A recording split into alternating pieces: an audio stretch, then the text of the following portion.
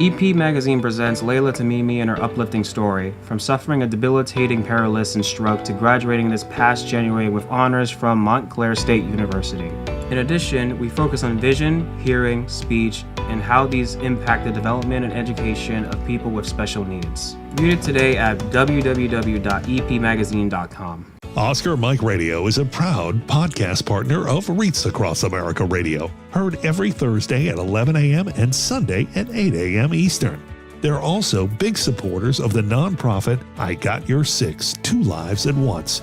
And with every wreath you sponsor through Oscar Mike Radio, $5 goes back to this great organization dedicated to making a difference in the lives of veterans, law enforcement, firefighters, and first responders battling PTSD.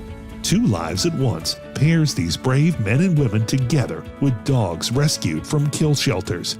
In this way, two lives are saved at the same time by saving each other. Donate now.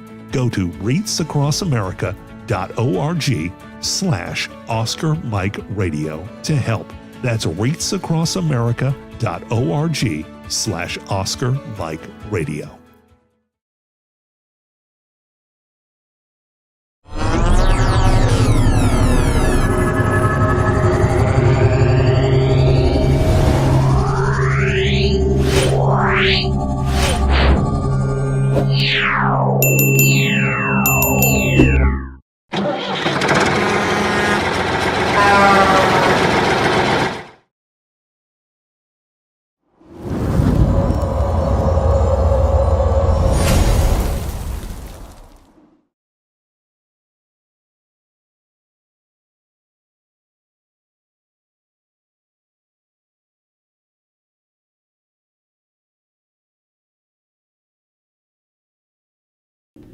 Suicide is preventable, and each of us has a role to play in suicide prevention.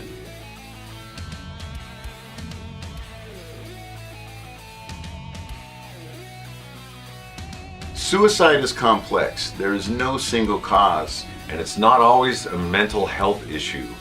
It could be loss of a job or home, financial or relationship issues, pain, or leaving the military. Suicide does not discriminate. It affects all ages, races, and genders, veterans or not. If you know a veteran who is struggling, connect with them. Let them know help is available. There is quick and easy access to services in times of crisis. Dial 988, then press 1. Talking about it is okay. Don't keep it inside. Don't be ashamed. Don't wait. Reach out. Find resources at va.gov/reach.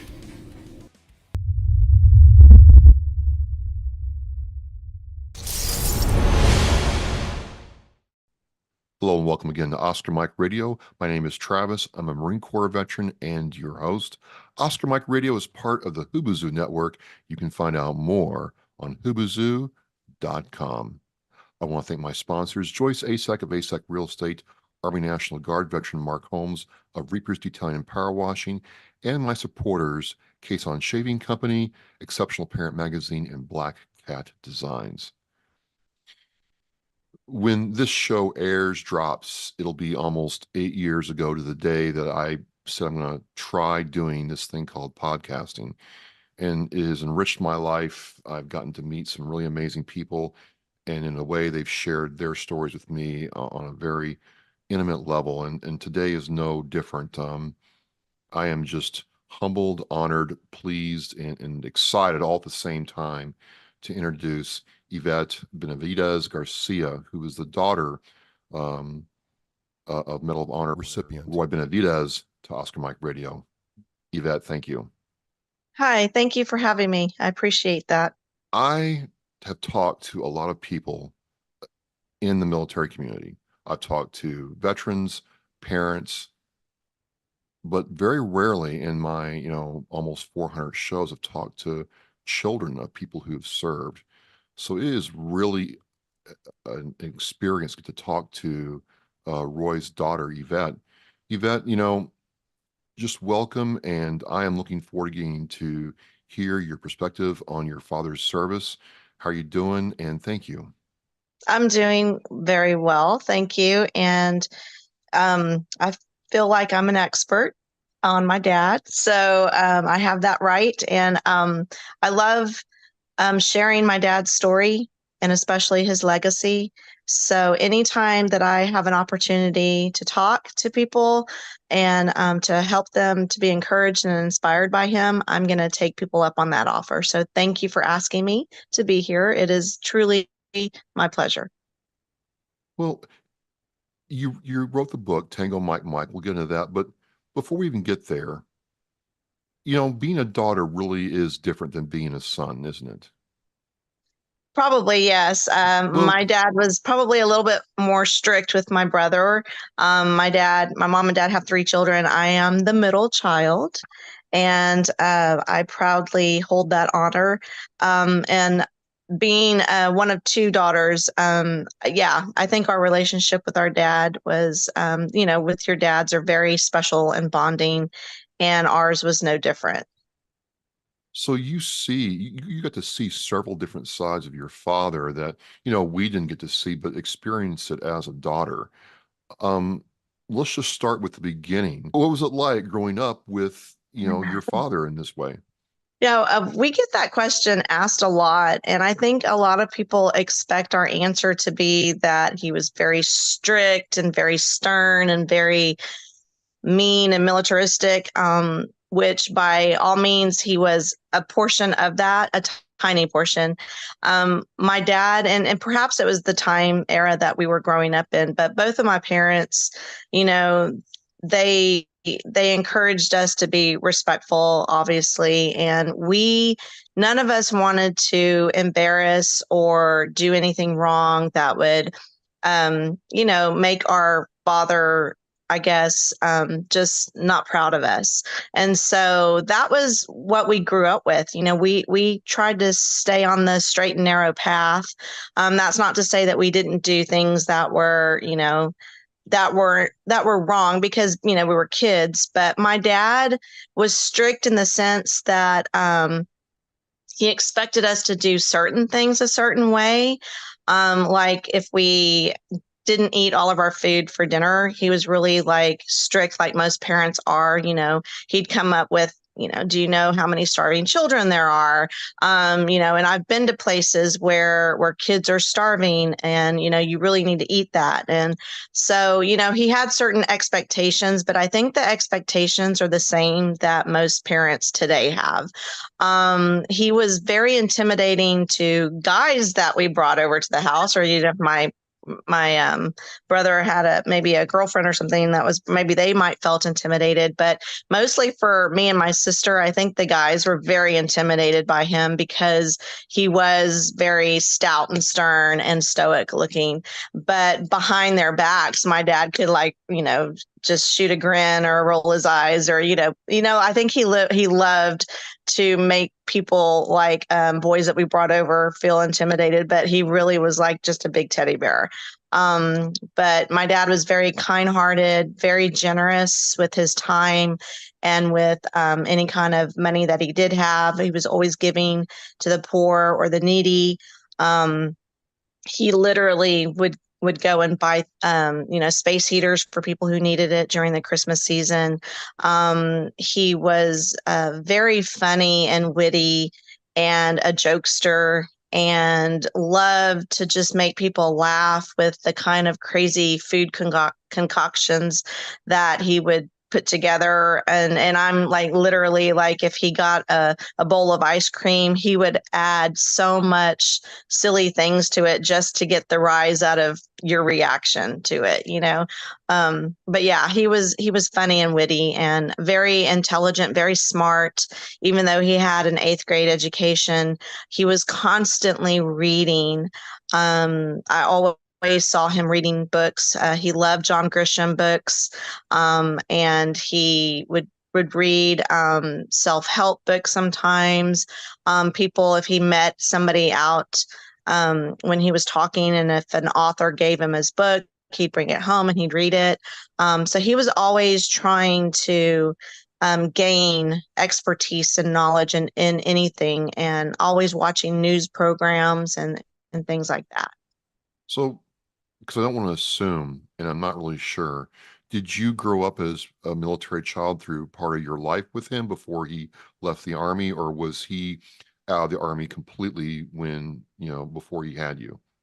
Well, I was not born when he was active duty. Okay. He retired, I guess, 5 years after I was born. So my parents had me at Fort Riley, Kansas.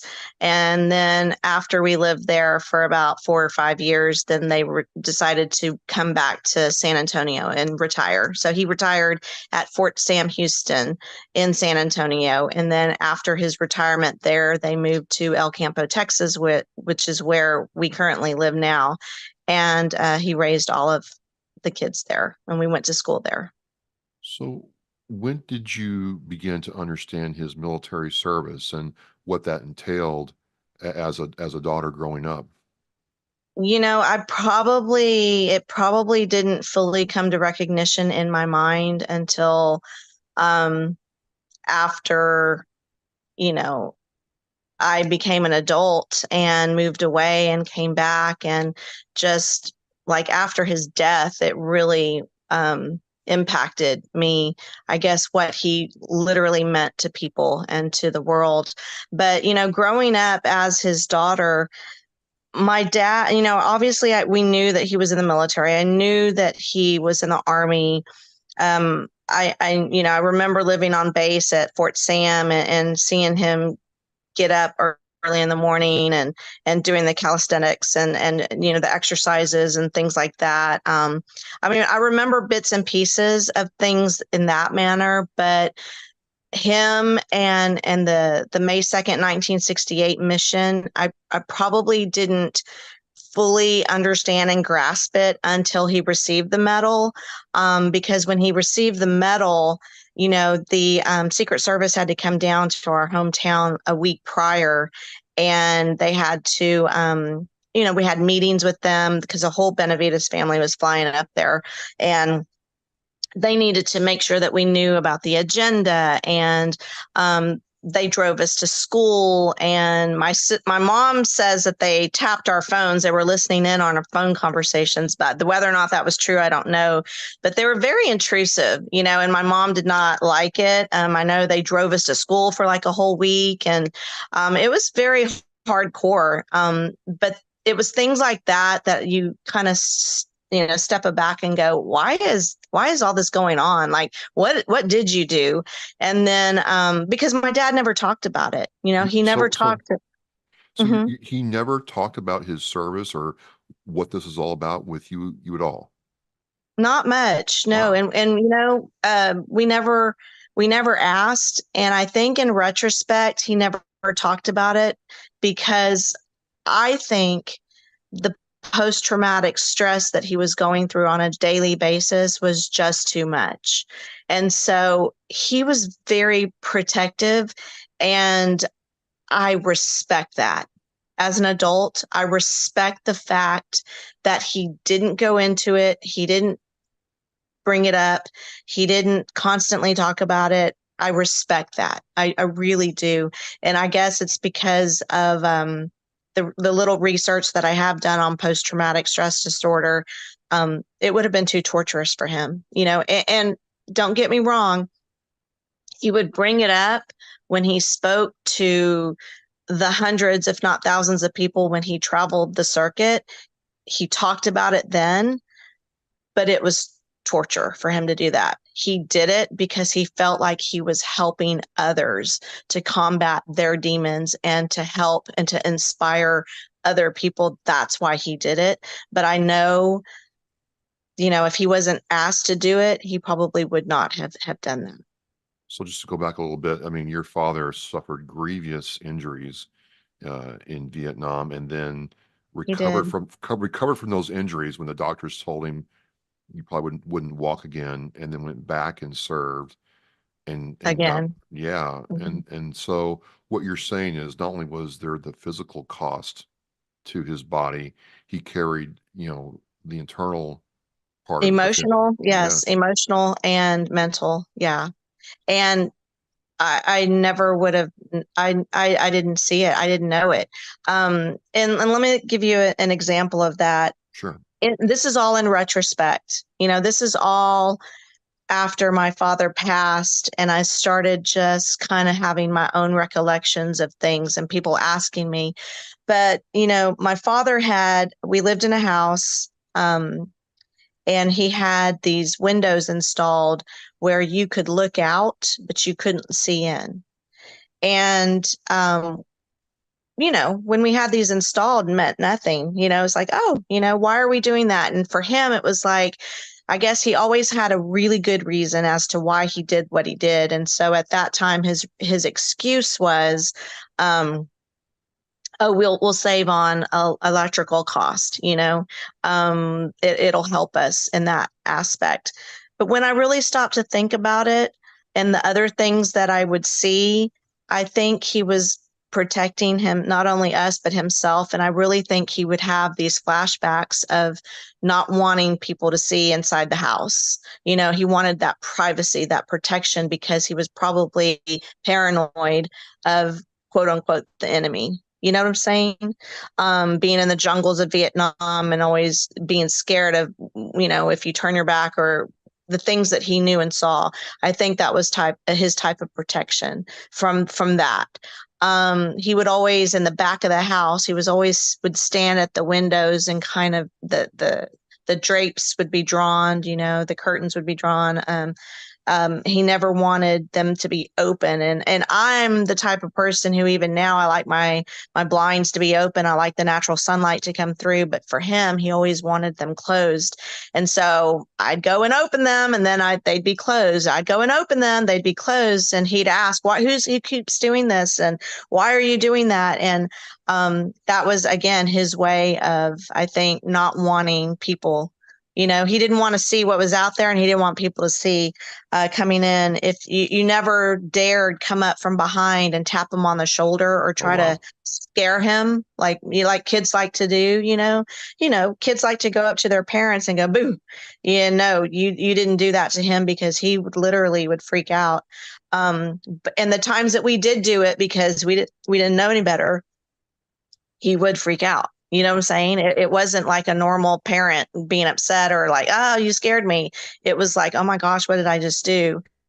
If we went to restaurants, which we hardly did, but if we went to restaurants and the waiter would drop a plate, or somebody would slam a door, he was always on guard, always like looking over his shoulder with that like startledness look. So it's all these little things that, as an adult, I started putting two and two together, and I thought, my dad was probably living in fear, but we never knew. He protected us from that. He didn't want us to know of this torture that he was living probably on a daily life. And that's my take on it. That's what I remember and what I get out. My brother and sister might have a different feel for that, but this is what I truly believe. Is this what led you to start putting this together to write the book, Tango Mike Mike? In some form or fashion, yes. At the time, I was teaching fourth grade, and I taught ELA, English Language Arts, and I taught social studies. And my students, always would, when you live in a small town, they know who your parents are, they know who you are. So a lot of kids knew that my dad was Roy Benavidez, and they, during Veterans Day and or Memorial Day, all those major holidays where people want to respect and honor our military men and women, they would always ask me, is there a book written about your dad? How can we learn more about him?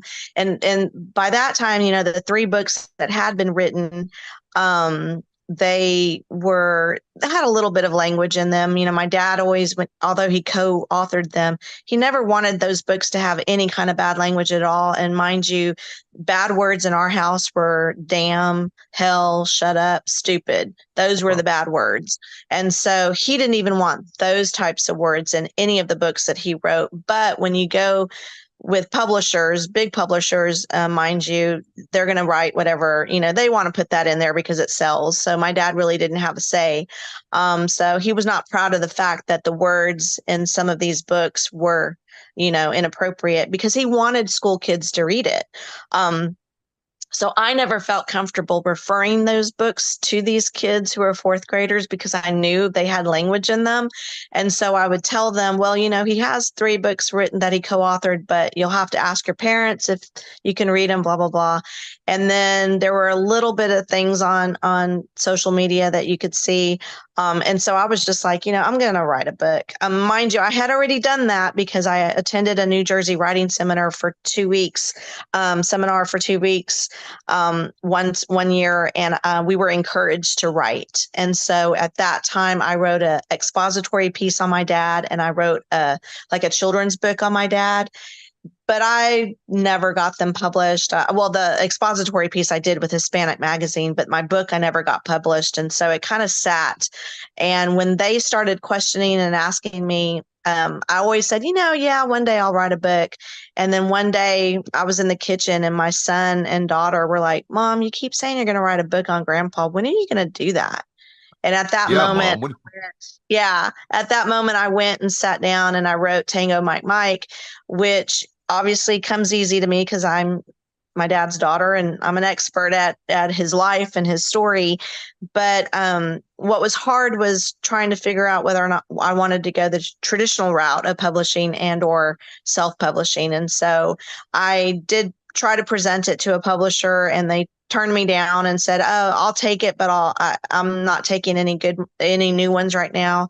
So they were going to let it basically sit on their desk for whenever they got ready. And I said, "Nope, that's okay. I'll go self-publish it myself." So I did.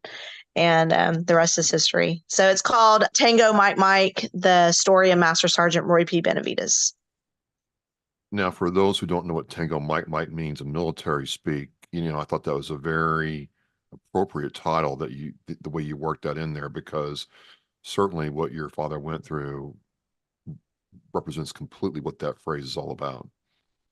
Yeah, so Tango Mike Mike is his call sign, his military call sign, and it was a name given to him. It translates to that mean Mexican, and a lot of kids, they can relate to call signs just because they play video games. And video games, you never want to put your real name out there, because especially in the military world, because they don't want to hear you say, "Hey, Roy Benavidez, where are you?" Right. So it was Tango Mike Mike. That was his call sign. So, but yeah, I wrote it with the intention of school-aged kids reading it. More importantly, because as an educator, I understand that a lot of our students struggle with reading. They don't want to read, they can't read, much less pick up a 200-300 page book and have to read through that. So I wanted to do a book that would be sweet, short, simple, to the point, that people of any age, really, because it is for the young at heart as well. Adults like to read children's books, but I wanted it to just be straight and to the point, especially for those school-age kids who need someone to be encouraged and inspired by. So here's the book. I don't know if you can see it or if it's blurry. Really interesting about the way you approach this, because your father was a real proponent of education and telling, children to stay in school and to study hard. So, I think that's really cool that you're an educator now and kind of keeping that part of his legacy alive. Yeah, and it's really surreal because of that aspect, what you just said. My dad lived in a time era where he wasn't allowed, I guess, to get an education like you and I are able to, because he had to work out in the fields, literally, to help his family, his adopted family, earn a living. And so he would probably wake up at 4 o'clock in the morning, go out into the fields, pick cotton, and then try to walk back to school and try to make it there by 7:30 to attend class. And then after school, go back out into the fields and continue to help pick cotton, and then start over again the next day. And so I think it got to a point where my dad just wasn't learning. He was too tired when he got to school. He wasn't, and we see that as an educator. I see that all the time. For whatever reason, kids are tired, whether it be because they stayed up purposefully playing playing video games or being on social media, or because they live in an abusive household and their parents are fighting, or whatever the situation is. We don't truly know why kids are tired and why kids aren't learning, but we can only assume that it's social media, but sometimes it's not that. So my dad, as an educator, I see so many kids in my dad. Like, I see my dad in them all the time, because my dad was that kid who couldn't get an education, had to work for a living, had to drop out. He was called dumb and stupid. I'm sure teachers were looking at him because he wasn't learning. He was always tired. He wanted to sleep all the time. He wasn't grasping what was being taught. If you looked at him weird or funny, he wanted to fight you.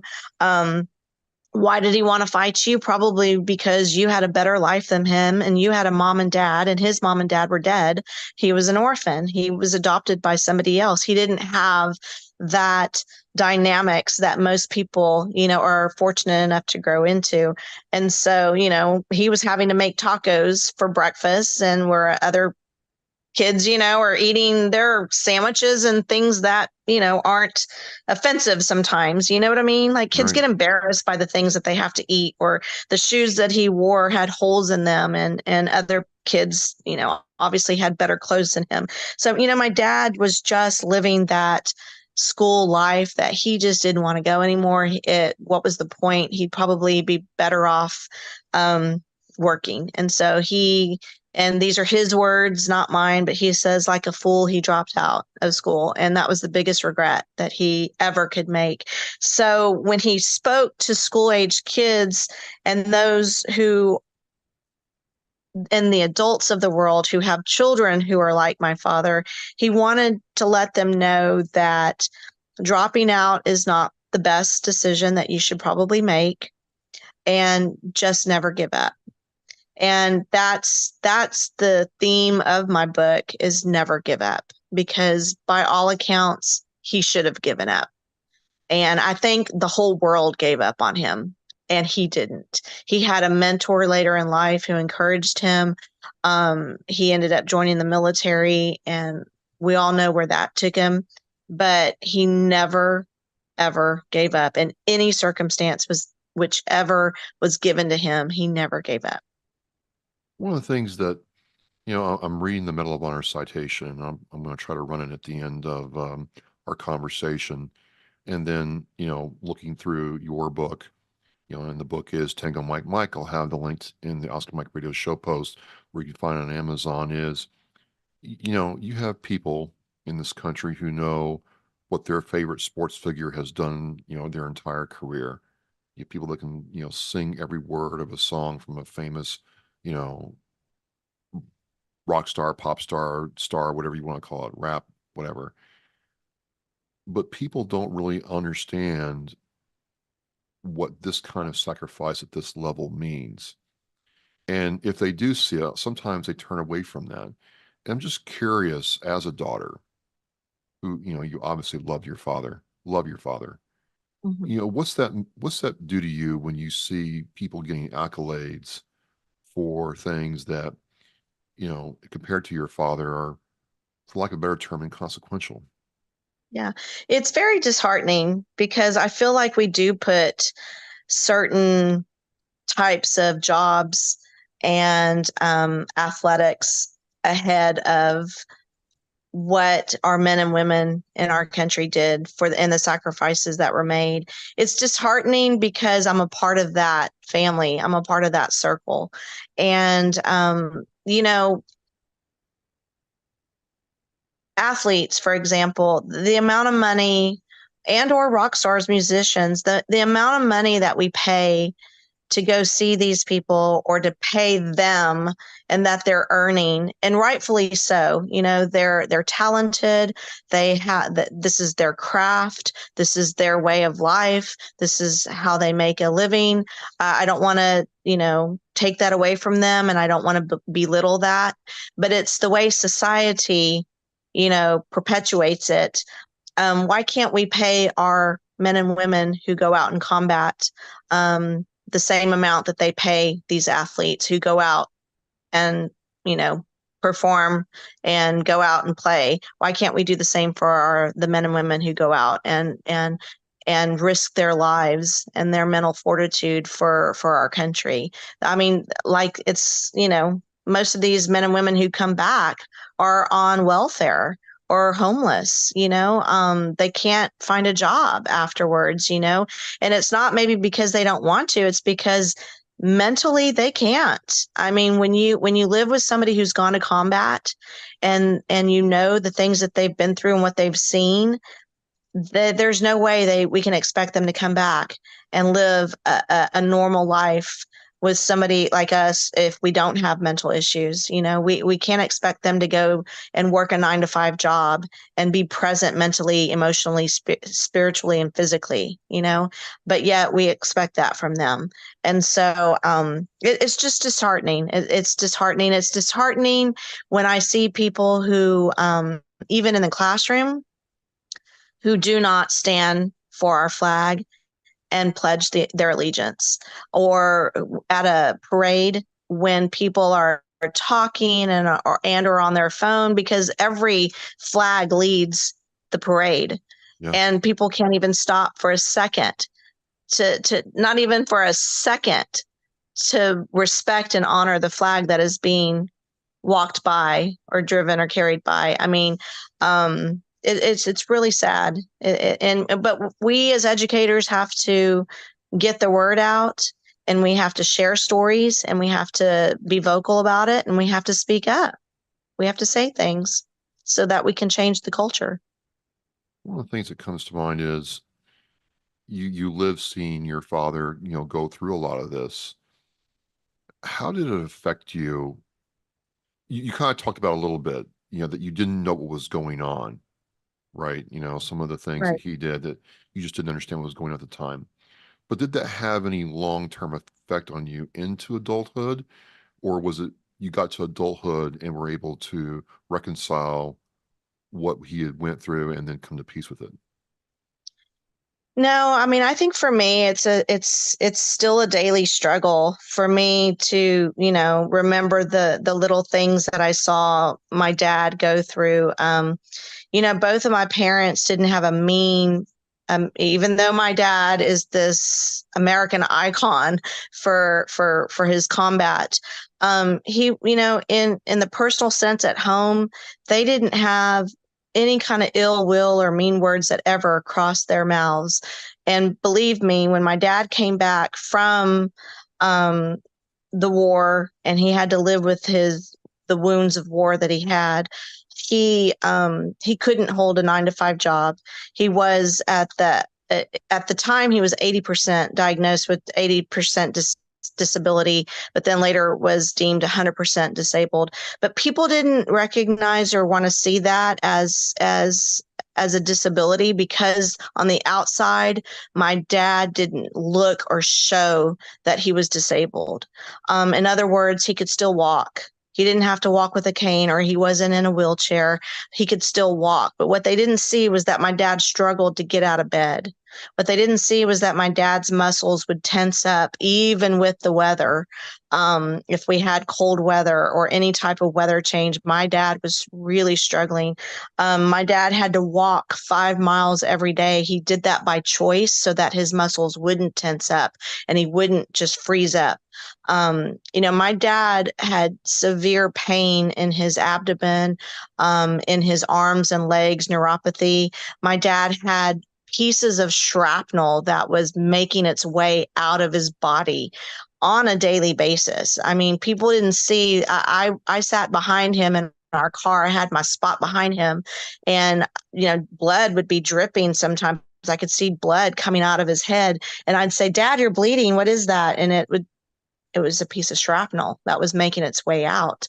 My dad walked with a limp initially, and then of course once he'd get going, you may not have noticed it as much, but people think that because you're not in a wheelchair or you don't have a limb missing, that, oh, he's okay, he can go to work. And so when he did come back and fought for disability like he should have, not only for himself, but other veterans that were out there, our neighbors, some of our neighbors were very mean and very cruel and heartless with their words.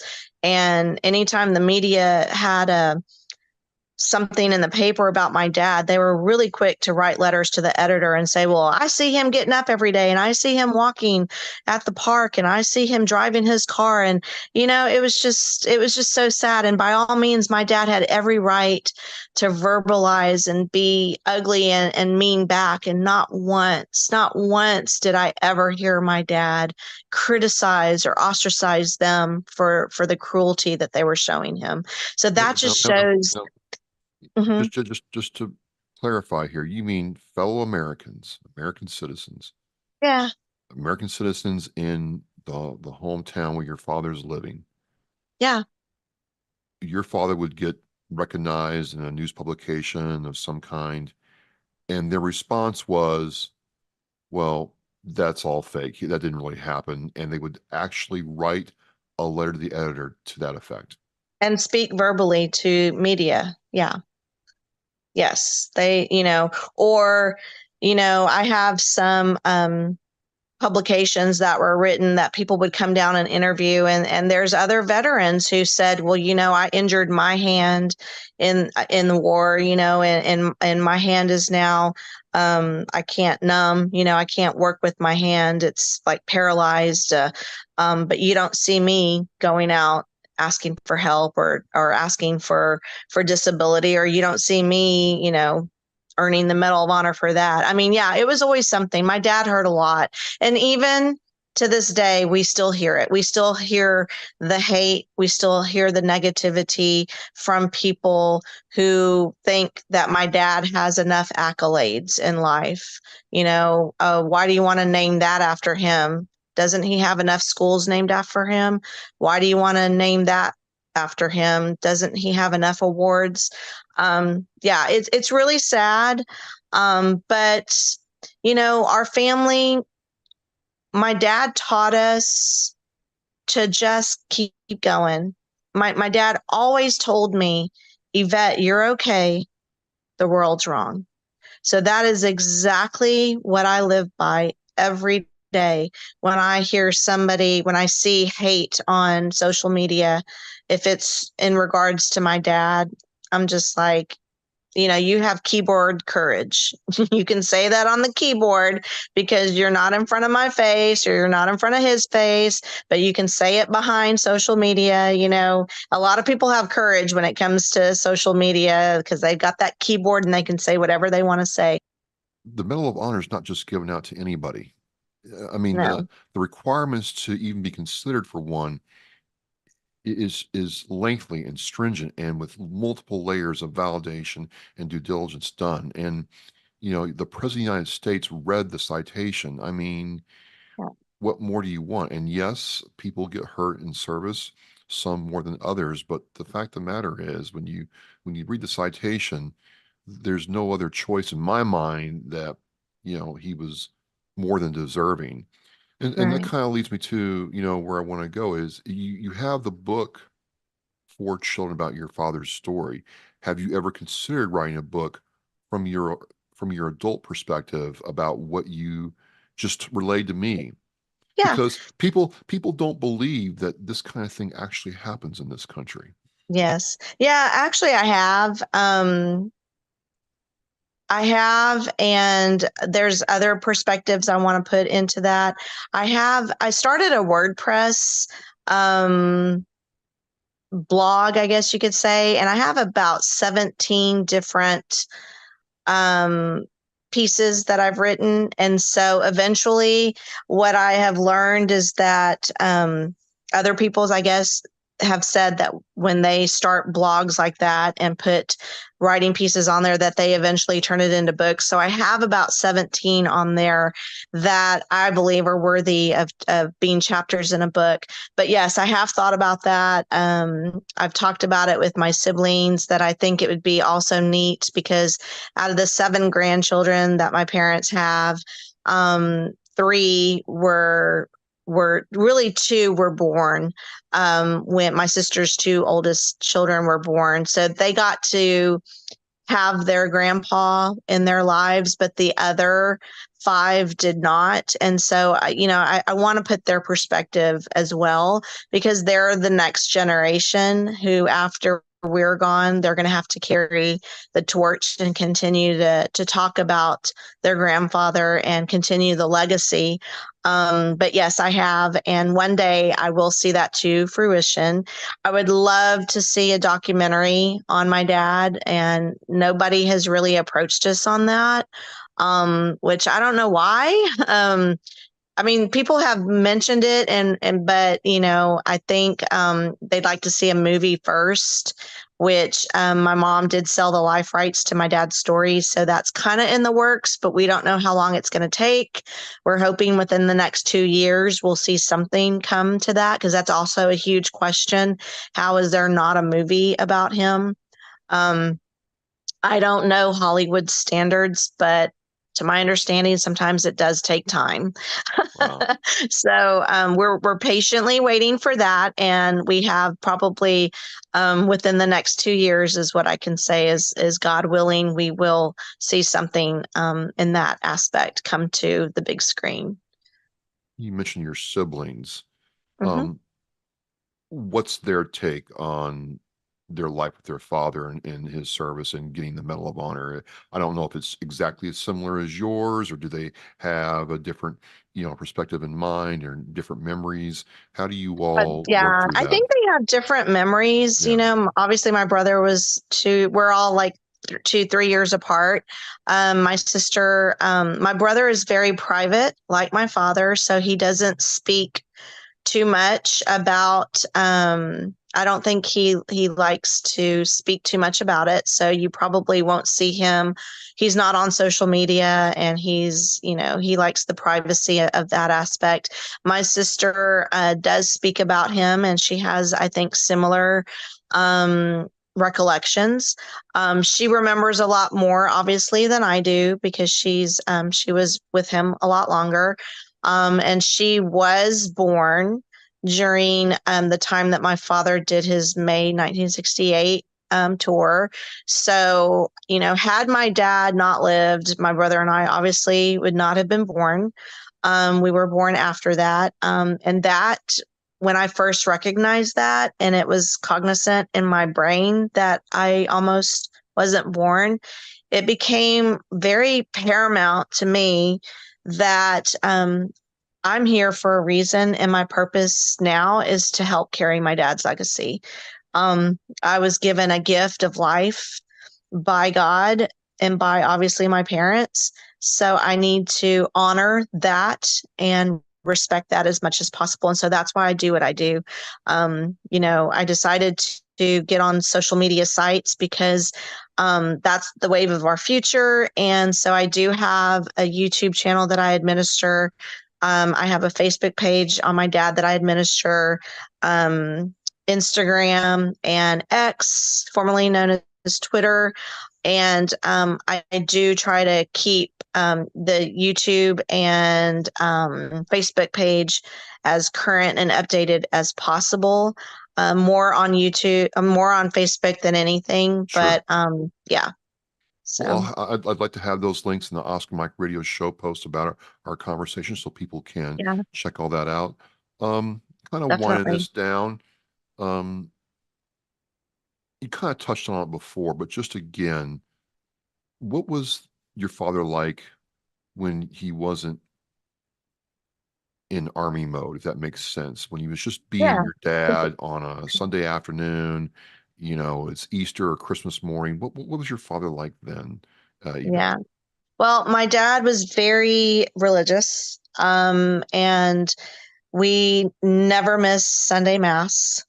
Um, had to be there early, if not on time, and would be honking the horn if you weren't out there in the car.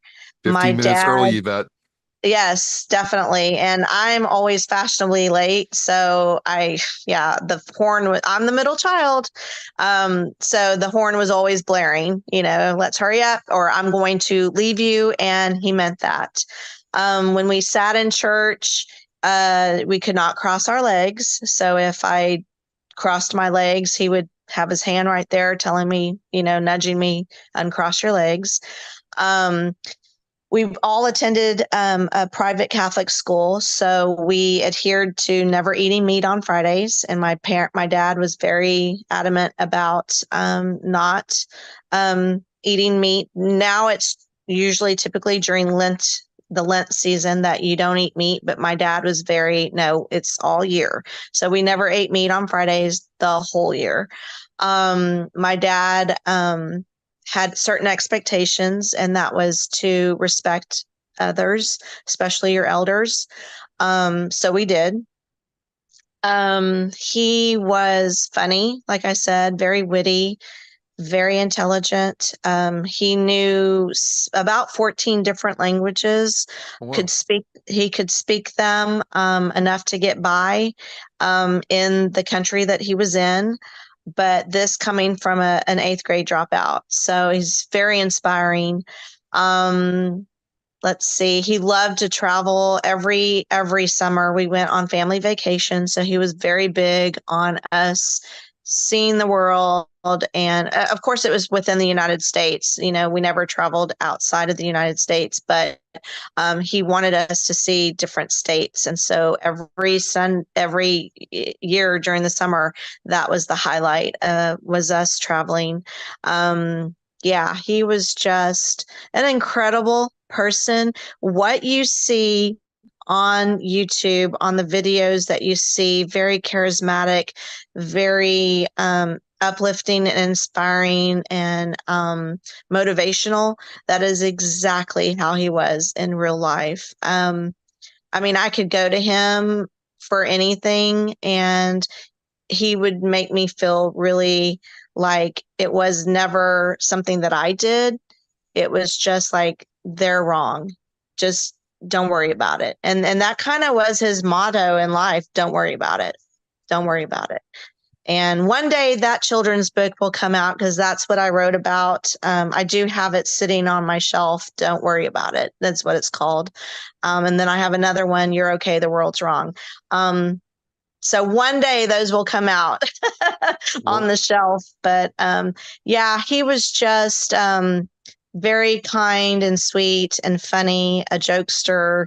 I do remember once, because like I said, I was the middle child and kind of late, and I loved to get my sleep in, and, he'd want to take us to school and be there on time. And I guess I was oversleeping. And so in order to wake me up, he put toothpaste between my toes.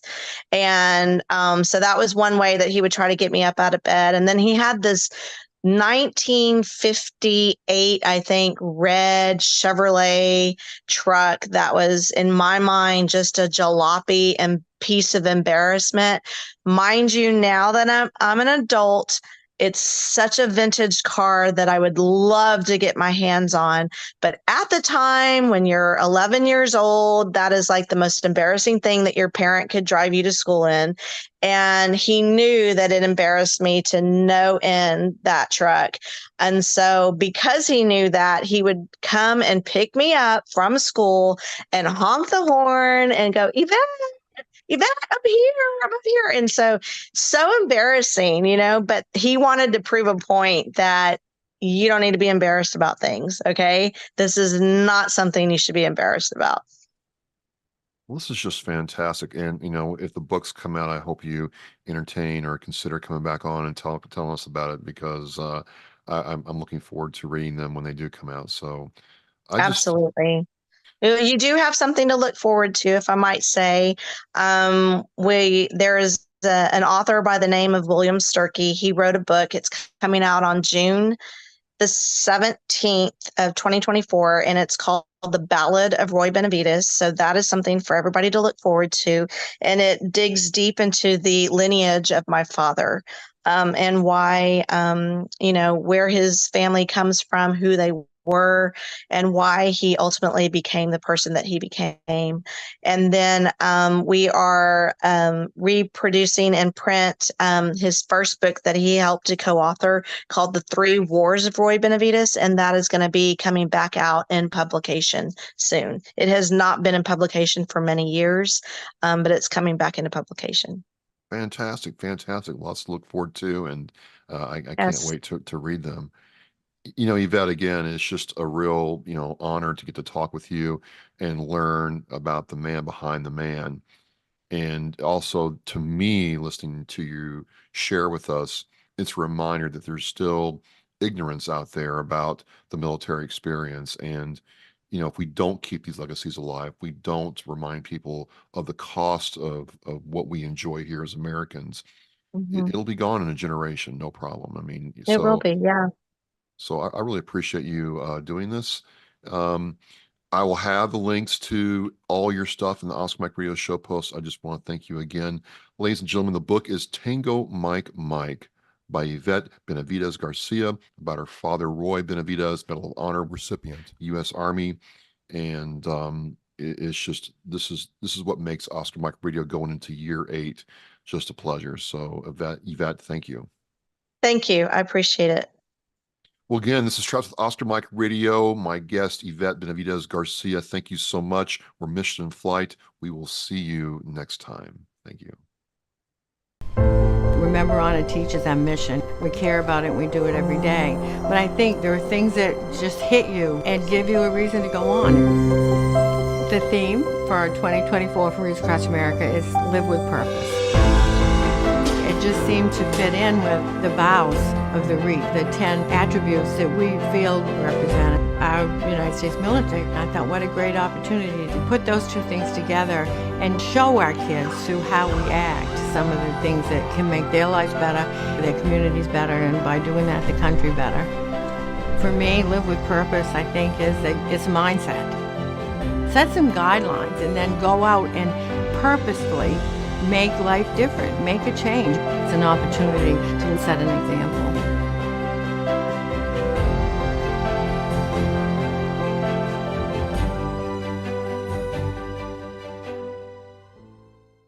Thank you for listening and watching Oscar Mike Radio, where our active duty service members and veterans are in action and the mission is in flight. Oscar Mike Radio is an oversized load Co-Sinister One production. If you are a veteran or know a veteran who needs help, please dial 988 and press 1 for the Veterans Crisis Line.